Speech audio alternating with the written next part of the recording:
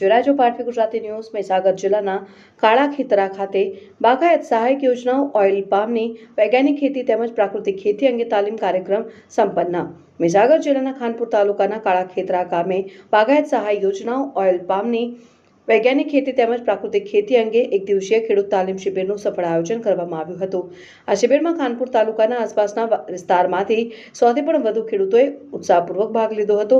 તાલીમ દરમિયાન મદદનીશ બાગાયત નિયામક શ્રી મનોજ આર ડાક દ્વારા બાગાયતી પાક વિષયક વિસ્તૃત જાણકારી આપવામાં આવી હતી અને તેમણે ઓઇલ પામ પાકનું મહત્વ, યોગ્ય જમીન અને હવામાનની પસંદગી, ગુણવત્તાયુક્ત રોપાઓનું વાવેતર, ખાતર અને સિંચાઈ વ્યવસ્થાપન, જીવાત રોગ નિયંત્રણ, પાકની જાળવણી તેમજ સમયસર કાપણીની વૈજ્ઞાનિક પદ્ધતિઓ અને માર્કેટિંગ અંગે વિગતવાર માર્ગદર્શન આપ્યું હતું। ઉપરાંત બાગાયતી પાકોમાં પ્રાકૃતિક ખેતી અપનાવવા અનુરોધ કર્યો હતો। બાગાયત અધિકારી શ્રી નરેન્દ્ર જોશિયારા દ્વારા ખેડૂતોને બાગાયત ખાતાની વિવિધ સહાયક યોજનાઓ તથા ઓઇલ પામની ખેતીથી લાંબા ગાળે વધુ આવક મેળવવાની તકો અંગે માર્ગદર્શિત કરવામાં આવ્યા હતા। ખેડૂતોના પ્રશ્નોનું સ્થળ પર નિરીક્ષણ લાવવામાં આવ્યું હતું અને ઉપરાંત પતંજલિ લિમિટેડના પ્રતિનિધિ શ્રી પ્રકાશભાઈ દ્વારા ઓઇલ પામ વિષય પર ટેકનિકલ માહિતી અને કંપની તરફથી મળનારી સુવિધાઓ અંગે વિગતવાર માહિતી પૂરી પાડવામાં આવી હતી।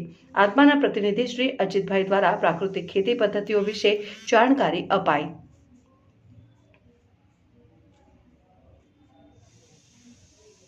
વધુમાં પ્રગતિશીલ ખેડૂત શ્રી દિલીપભાઈ પરમાર દ્વારા પ્રાકૃતિક ખેતીના સફળ અનુભવો શેર કરવામાં આવ્યા। કાર્યક્રમના અંતે ઉપસ્થિત ખેડૂતોને આધુનિક, વૈજ્ઞાનિક અને પ્રાકૃતિક ખેતી અપનાવી પોતાની આવકમાં વધારો કરવા પ્રોત્સાહિત કરવામાં આવ્યા। પાટવી ગુજરાતી ન્યૂઝ, જોરાજો સુભાઈ।